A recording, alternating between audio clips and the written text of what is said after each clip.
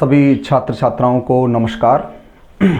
आज हम BA part first Hindi साहित्य के प्रथम प्रश्न पत्र के अंतर्गत सूफी काव्य या प्रेम काव्य का अध्ययन कर रहे हैं। पिछली क्लास में हमने सूफी काव्य के बारे में पढ़ा कि जो सूफी हैं वो क्या थे और वो यहाँ पर भारत में वो कैसे आए। सूफी काव्य परंपरा किस प्रकार की है और किस पर आधारित है, एक बार दोबारा स्मरण कर लेते हैं। भक्ति काल की दोनों शाखाओं में से निर्गुण और सगुण में निर्गुण शाखा के दो धाराएं हैं, संत काव्य और प्रेम काव्य। संत काव्य के बारे में हम अध्ययन प्राप्त कर चुके हैं। अब हम प्रेम काव्य के बारे में या सूफी काव्य के बारे में अध्ययन प्राप्त करेंगे।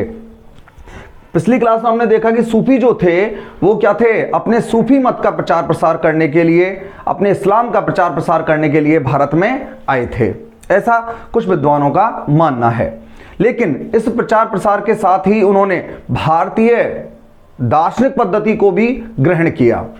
भारतीय दार्शनिक पद्धति को ग्रहण करने के साथ यहाँ की जो प्रेम कथाएं हैं उनको ग्रहण किया और उन प्रेम कथाओं पर आधारित अपना काव्य लिखा। अब इनके बारे में कुछ तथ्य देखते हैं कि सूफी काव्य प्रेम काव्य क्या है। देखिए, सूफी काव्य प्रेम काव्य के बारे में हम कुछ तथ्य देखते हैं।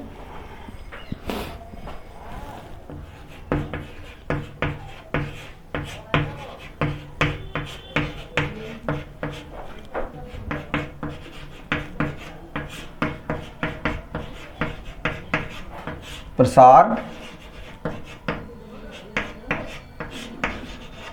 करने के लिए ये आए। सूफी मत का प्रचार प्रसार करने के लिए कौन आया? सूफी कवि यहां पर आए। ठीक है, दूसरा देखते हैं और उनका क्या है। इनके अनुसार हमने कल पढ़ा था, आत्मा पुरुष है और परमात्मा स्त्री। सूफी कवियों के अनुसार सूफी यहां पर क्यों आए थे? सूफी मत का प्रचार प्रसार करने के लिए यहां पर सूफी आए थे। और उनके अनुसार क्या है, उनकी दार्शनिक पद्धति के अनुसार क्या है, आत्मा क्या है? पुरुष है और परमात्मा स्त्री है। आगे देखते हैं।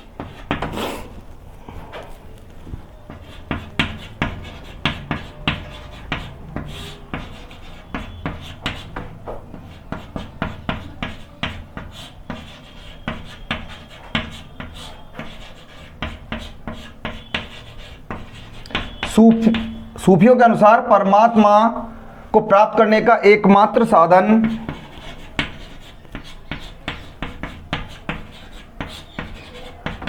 प्रेम है। क्या है?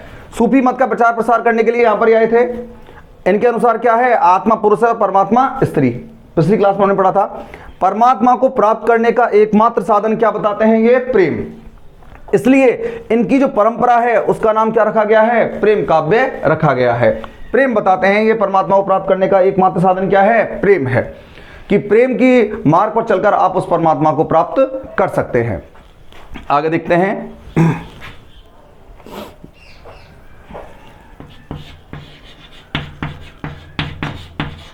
भारतीय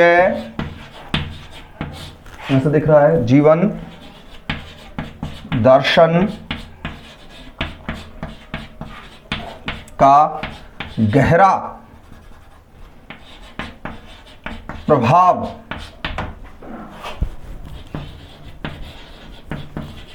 दिखाई देता है, कि इन पे काव्य में भारतीय जीवन दर्शन का गहरा प्रभाव हमें दिखाई देता है।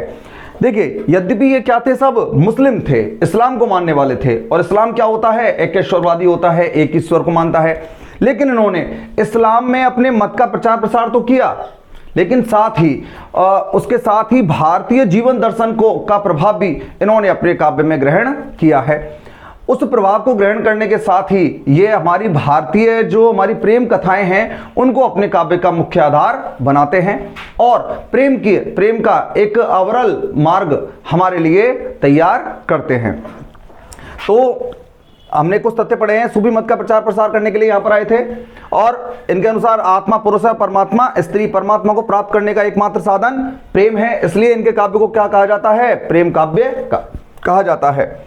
भारतीय जीवन दर्शन का गहरा प्रभाव दिखाई देता है,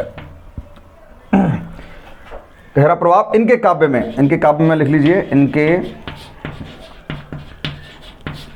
काव्य में। तो भारतीय जीवन दर्शन का गहरा प्रभाव इनके काव्य में दिखाई देता है, अर्थात इन्होंने भारतीय कथाओं को अपनाकर यहाँ समन्वय करने का, मतलब उनको आपस में मिलाने का बहुत ही महत्वपूर्ण कार्य किया है। ये भी किसको मानते हैं? ये भी निर्गुण हैं, ये भी निराकार ब्रह्म को मानते हैं। इस्लाम से थे, इसलिए ये मूर्ति पूजा का स्वाभाविक रूप से क्या करते हैं? विरोध करते हैं। ये क्या मानते हैं कि जो इस्लाम का जो धर्म है उसके अनुसार उन परंपराओं का इन्होंने पूर्णतः पालन नहीं किया है, इस्लाम की परंपराओं का पूर्णतः पालन नहीं किया, उन परंपराओं का उसी हद तक पालन किया है जिस तक वह मनुष्य के लिए, मनुष्यता के लिए वह सर्वोपरि हो सकता है। उसके साथ साथ ये भारतीय जीवन दर्शन को बड़ी ही आसानी से ग्रहण करते हैं, बेहिचक ग्रहण करते हैं। इन्हें कोई दोनों ही संस्कृतियों में किसी प्रकार का भेदभाव दिखाई नहीं देता, इसलिए इनका जो काव्य है उसमें हमें भारतीय जीवन दर्शन का बहुत ही गहरा प्रभाव दिखाई देता है। तो ये कुछ तथ्य थे सूफी काव्य, प्रेम काव्य के बारे में। सूफी मत का प्रचार प्रसार करने के लिए यहाँ पर आए थे और इनके अनुसार क्या है होता है? आत्मा क्या होती है? पुरुष होती है, परमात्मा स्त्री। परमात्मा को प्राप्त करने का क्या साधन बताया इन्होंने? प्रेम बताया है। क्या दिखाई देता है इनके काव्य में? इनके काव्य में भारतीय जीवन दर्शन का बहुत ही गहरा प्रभाव दिखाई देता है। आगे देखें इन तथ्यों के आधार पर इनकी स्थिति समझते हैं कि सूफी काव्य, प्रेम काव्य क्या रहा है।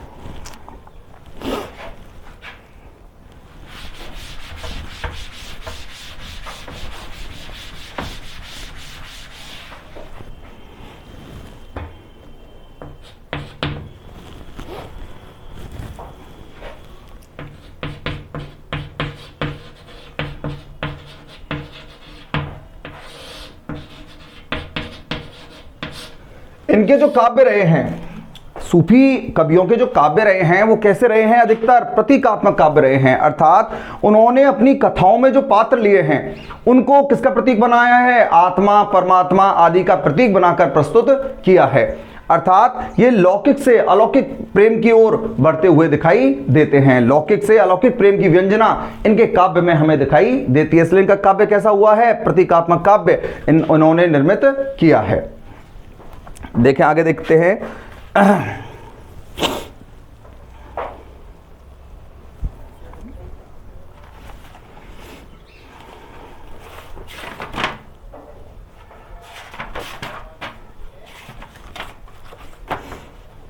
इनकी संपूर्ण साधना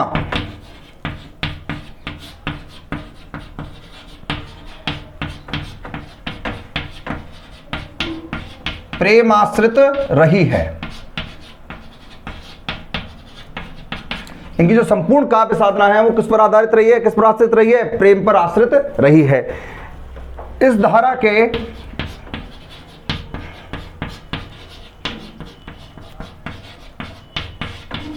प्रवर्तक कवि मलिक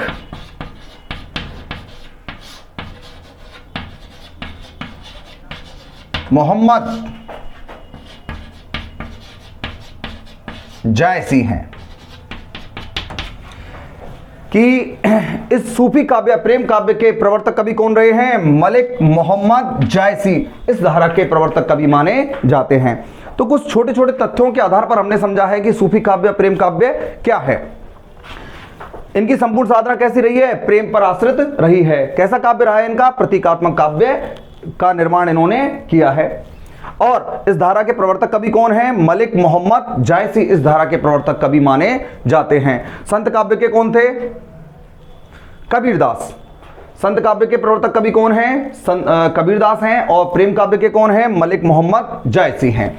तो ये कुछ सामान्य जानकारी थी सूफी काव्य के बारे में, प्रेम काव्य के बारे में। अब हम इसकी प्रवृत्तियों को देखते हैं, इनकी विशेषताओं को देखते हैं कि इनकी प्रमुख विशेषताएं क्या रही हैं, सूफी काव्य की या प्रेम काव्य की विशेषताएं क्या रही हैं। देखते हैं, इसको लिख लिया होगा, इसको आप नोट कर सकते हो। देखिए इसकी प्रमुख प्रवृत्तियां हैं सूफी काव्य की प्रवृत्तियां।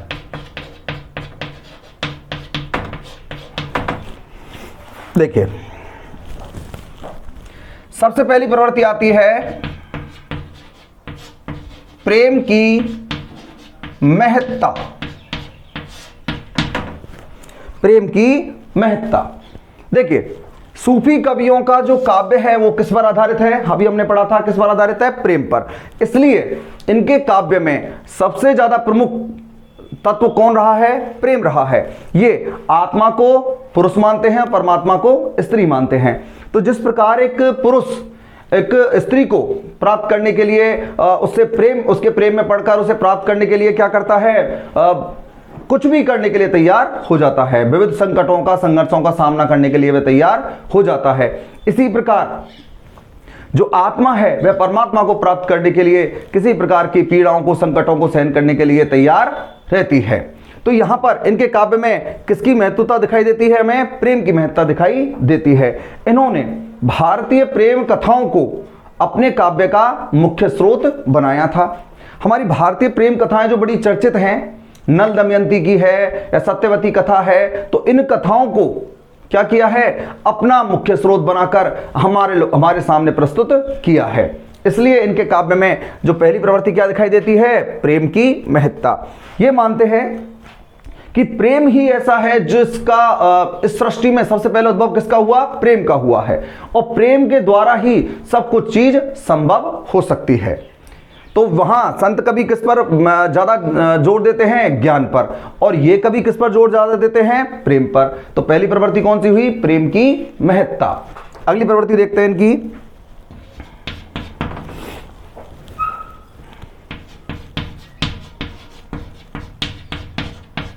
परंपरागत तथा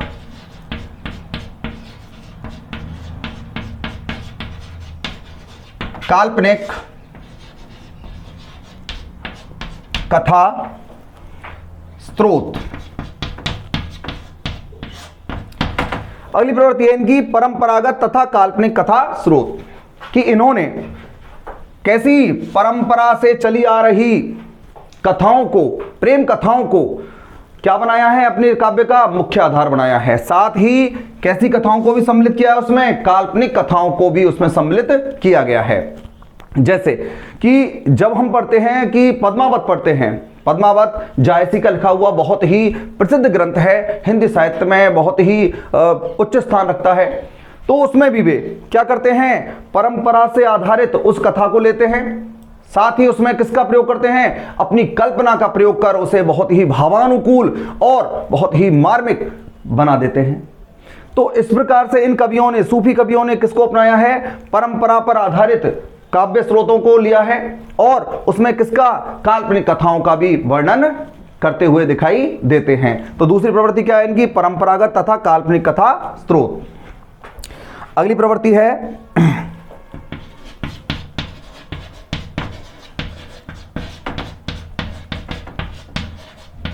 आदर्श प्रेम की व्यंजना। हम पहले इसको पढ़ चुके थे, प्रेम की महत्ता, और ये इसमें ज्यादा अंतर नहीं है। आदर्श प्रेम से तात्पर्य है इनके काव्य में प्रेम का बड़ा ही आदर्शात्मक रूप प्रस्तुत हुआ है, कि ये जो प्रेम का जो वर्णन करते हैं, विरह का वर्णन करते हैं, या नायक नायिका के मिलन या बिछड़ने का जो वर्णन करते हैं, उसमें ये लौकिक और अलौकिक दोनों ही रूपों को प्रस्तुत करते हुए दिखाई देते हैं। अर्थात इनका जो वर्णित प्रेम है वो कैसा है, बड़ा ही आदर्शवादी है। इनके जो नायक नायिकाओं के जो प्रेम का जो वर्णन किया गया है, उस प्रेम में कहीं ना कहीं किसको प्राप्त करने की, परमात्मा को प्राप्त करने की, या किसी अज्ञात ब्रह्म को प्राप्त करने का कार्य स्पष्ट दिखाई देता है। इसलिए इनके काव्य में जो वर्णित प्रेम है वो कैसा है, आदर्श प्रेम की व्यंजना इनके काव्य में हमें दिखाई देती है। अगली प्रवृत्ति देखते हैं, चौथी, इसमें दिख रहा है रहस्यवाद। देखिए रहस्यवाद क्यों आया इनके काव्य में, उसका सीधा सीधा कारण है कि जब ये प्रतीकों के माध्यम से आत्मा परमात्मा के जब ये प्रतीक निर्धारित करते हैं अपने काव्य में कि भाई जो जैसे कि पद्मावत में रतन सेन है, पद्मावती है, नागमती है, ये सब क्या हैं, प्रतीक हैं किसके, आत्मा के, परमात्मा के, सांसारिक बुद्धि के। इनके बारे में आगे हम चर्चा करेंगे। तो इन प्रतीकों के माध्यम से जब हम दूसरी सत्ता की ओर जाते हैं, दूसरी ओर जाते हैं अर्थात एक तो हो गया व्यक्ति, अब उससे संबंध स्थापित करने के लिए जब आत्मा परमात्मा का जब वर्णन करते हैं तो किसका प्रयोग होता है, रहस्यवाद का प्रयोग ये करते हुए दिखाई देते हैं। इनके काव्य में भावनात्मक रहस्यवाद को ज्यादा अभिव्यक्ति मिली है, तो भाव पर आधारित रहस्यवाद जो है वह इनके काव्य का मुख्य आधार रहा है। इसका प्रयोग जो है ये सूफी कवि अपने दर्शन को स्पष्ट करने के लिए, साथ ही अपने प्रतीकों का संबंध अलौकिकता से जोड़ने के लिए करते हुए दिखाई देते हैं। जैसे किसी भी चीज को समझाने के लिए जब उस चीज का संबंध किसी दूसरी चीज से, अज्ञात वस्तु से, अज्ञात तत्व से जोड़ा जाता है तो वहां कवि किसका प्रयोग करता है, रहस्यवाद का प्रयोग करता है। यही प्रवृत्ति हमें सूफी काव्य में भी दिखाई देती है। यह प्रवृत्ति कहां थी, हमारे संत कवियों में भी थी, जहां वे आत्मा परमात्मा या आध्यात्म का जो चित्रण करते हैं उसके संदर्भ में उन्होंने रहस्यवाद का प्रयोग किया। यहां ये अपनी लौकिक और अलौकिक प्रेम के स्पष्टीकरण के लिए, प्रतीकों के स्पष्टीकरण के लिए रहस्यवाद का प्रयोग करते हैं। अगली प्रवृत्ति देखते हैं। तो देखिए इनकी आज हमने कौन कौन सी प्रवृत्ति देखी है, प्रेम की महत्ता है, परंपरागत तथा काल्पनिक कथा स्रोत हैं, क्या है, आदर्श प्रेम की व्यंजना है, और क्या मिलता है इनके काव्य में, रहस्यवाद की प्रवृत्ति हमें दिखाई देती है। अगली प्रवृत्ति देखें।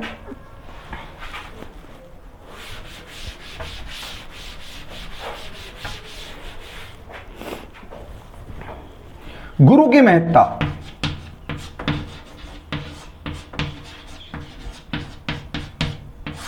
इनके काव्य में जैसे संत कवियों ने गुरु को श्रेष्ठ माना है, उसी प्रकार ये भी गुरु को उच्च स्थान देते हैं। इनके काव्य में गुरु का बहुत ही विशेष महत्व प्रतिपादित किया गया है। ये गुरु को श्रेष्ठ मानते हैं और गुरु की महिमा का लगातार गान करने में लगातार ये कवि सफल रहे हैं। ये भी कवि मानते हैं कि बिना गुरु के आपको किसी भी ज्ञान की या किसी भी अच्छे मार्ग की प्राप्ति होना संभव नहीं है। इसलिए इनके काव्य में किसकी महत्ता मिलती है, गुरु की महत्ता प्राप्त होती है। क्योंकि देखिए ये जो सूफी कवि थे ये हमने देखा था कि किसने शुरुआत की थी सूफी मत की, 12वीं शताब्दी में ख्वाजा मोइनुद्दीन चिश्ती के द्वारा यहाँ सूफी मत का प्रचार प्रसार हुआ था। अब उस सूफी मत के अनुसार उनकी जो शिष्य परंपरा है वह लगातार चलती रही। उस शिष्य परंपरा के आधार पर ही ये जो सूफी काव्य है, सूफी कवि हैं, उस शिष्य परंपरा को इन्होंने कभी भी छोड़ा नहीं और अपने गुरु के प्रति सदैव अपना आदर बनाए रखा। इसलिए इनके काव्य में किसकी महत्ता मिलती है, गुरु की महत्ता हमें स्पष्ट दिखाई देती है। अगला है, अगली प्रवृत्ति है सांस्कृतिक समन्वय। बहुत ही महत्वपूर्ण है जिसके बारे में हमने चर्चा की थी, सांस्कृतिक समन्वय। देखिए सांस्कृतिक समन्वय से तात्पर्य है कि ये जो कवि थे क्या थे, मुस्लिम थे, इस्लाम को मानने वाले थे। अब मुस्लिम कवि होने के कारण इन्हें भारतीय प्रेम कथाओं को ग्रहण करना बहुत ही मुश्किल कार्य था। साथ ही उसे भारतीयों तक पहुंचाना, भारत के लोगों तक उस काव्य को पहुंचाना बहुत ही महत्वपूर्ण कार्य था। इसके लिए इन्होंने किसका, सांस्कृतिक समन्वय का बहुत ही महत्वपूर्ण कार्य किया है। जहां इन्होंने इस्लाम की अपनी पद्धति को आरंभ किया तो वहीं इन्होंने भारतीय पद्धति को भी उसमें सम्मिलित किया है।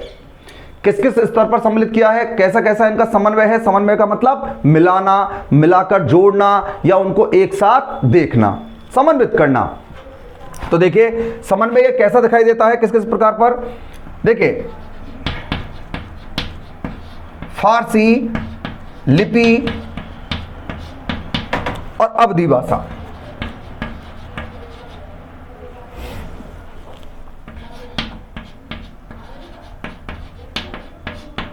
देखिए इनकी लिपि क्या थी? चूंकि इस्लामिक कवि थे, संत सूफी कवि थे, तो इनकी लिपि कैसी थी? फारसी। लेकिन उन्होंने भाषा का चयन कैसे किया? अवधी भाषा का, जो उस समय प्रचलित भाषा थी। तो इन्होंने फारसी लिपि और अवधी भाषा दोनों का क्या किया है? समन्वय किया है। अर्थात अपनी लिपि के साथ साथ अवधी भाषा को भी इन्होंने ग्रहण किया है। तो एक ये समन्वय का रूप दिखाई देता है। साथ ही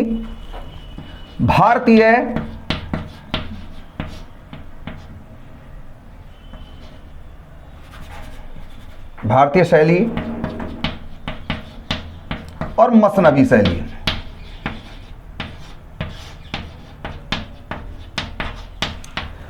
भारतीय शैली और मसनवी शैली कि भारतीय शैली में क्या था कि जब कवि था सबसे पहले मंगलाचरण का प्रयोग करता था, उसके बाद अपनी कथा आरंभ करता था। उसी प्रकार ये जो सूफी कवि थे, ये मसनवी शैली में क्या करते हैं? सब में आरंभ में अपने अल्लाह, अपने ईश्वर की स्तुति करते हैं, उसके बाद तत्कालीन शासक का ये वर्णन करते हैं। तो यहां हमें समन्वय किसमें दिखाई देता है? भारतीय शैली में। और भारतीय शैली के साथ किसका समन्वय है? मसनवी शैली का यहां समन्वय दिखाई देता है। मसनवी शैली क्या है? सबसे पहले क्या करेंगे? कवि क्या करता है? ईश्वर अर्थात अपने अल्लाह, इस्लाम की स्तुति करता है। उसके बाद अपनी कथा आरंभ करने के साथ ही उसके बाद करता है साहे वक्त अर्थात तत्कालीन शासक की प्रशस्ति करता है, उसकी स्तुति करता है। उसके बाद अपने साहित्य का आरंभ करता है। यहाँ क्या होता है? यहाँ सबसे पहले क्या होता है? अपना मंगलाचरण होता है, अपना सरस्वती या किसी भी अपने आराध्य की क्या की जाती है? प्रार्थना की जाती है। उसके बाद अपनी कथा का आरंभ किया जाता है। तो दोनों ही मिलते जुलते हैं, लेकिन इनका समन्वित रूप किसने प्रस्तुत किया है? सूफी काव्य के कवियों ने यहां प्रस्तुत किया है। इस्लाम और प्रेम।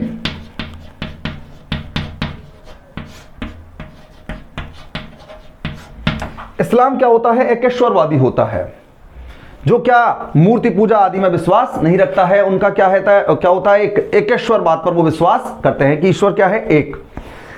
इसके साथ ही सूफी कवियों ने इस एकत्व पर आधारित साधना को किससे जोड़ा है? प्रेम से जोड़ा है कि प्रेम के माध्यम से कितने भी कठिन और अलग अलग रास्ते हों, उस पर व्यक्ति एकात्मा होकर, मतलब एक कह सकते हो आप, अपने आप पर आधारित होकर किसी भी कार्य को करने में सफल होता है। तो यहां पर किसका? इस्लाम और प्रेम का यहां हमें समन्वय दिखाई देता है। तो उनकी जो सांस्कृतिक समन्वय है उसमें फारसी लिपि और अवधी भाषा का है, भारतीय शैली और मसनवी शैली का समन्वय है, और इस्लाम और प्रेम का यहां हमें समन्वय बड़े ही स्पष्ट रूप में दिखाई देता है। आगे देखते हैं कि इनकी अगली विशेषता कौन सी है। देखिए, मसनवी शैली के बारे में बता चुका हूं। पहले क्या होता है? मसनवी शैली में क्या होता है? सबसे महत्वपूर्ण है, इनकी विशेषताओं में भी है मसनवी शैली का प्रयोग। सबसे पहले क्या होगी? अपने अल्लाह की स्तुति। उसके बाद साहे वक्त तत्कालीन शासक का क्या होगा? वर्णन होगा, उसकी स्तुति होगी, उसकी प्रशस्ति होगी। उसके बाद ये अपने काव्य का आरंभ करते हैं। तो ये इनकी प्रमुख विशेषताएं हैं जो हमने आज पढ़ी हैं। और एक अंतिम विशेषता है